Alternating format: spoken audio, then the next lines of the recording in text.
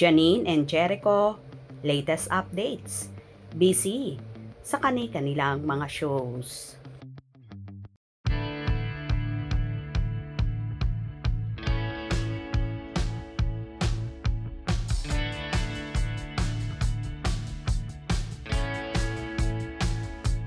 Naging busy nga sa kani-kanilang commitments ang rumored magkasintahan ang mga kapamilya stars at bida sa seryeng Lavender Fields na sina Janine Gutierrez at Jericho Rosales.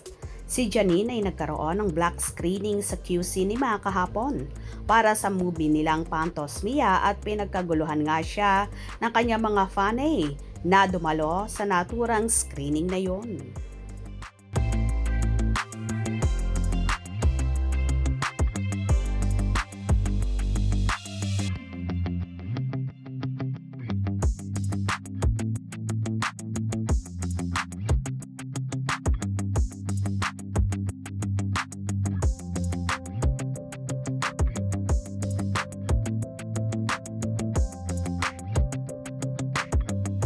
Thank you so much to everyone for watching. Thank you talaga for coming and supporting Q Cinema and Fantosmia. So thank you so much. It was my first time to work with Derek Lab and it was so much fun.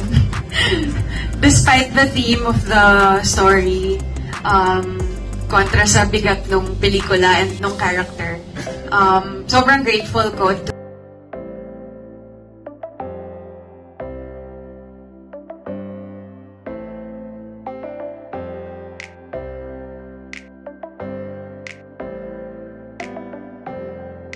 while si Jericho Rosales naman ay naging busy sa BGC kung saan nag-launch nga sila ng pinaka-latest product ng Huawei, ang Huawei Watch, kung saan dinumog din sila ng mga tao sa naturang lugar.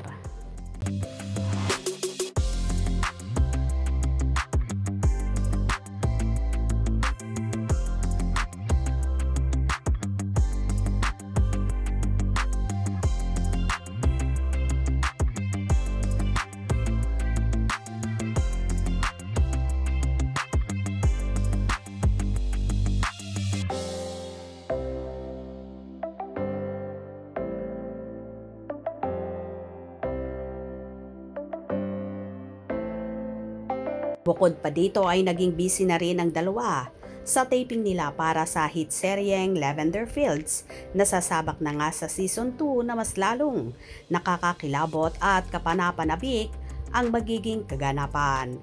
Kaya palaging tumutok at wag na wag pahuhuli. Kung nagustuhan nyo ang video na ito, comment down below.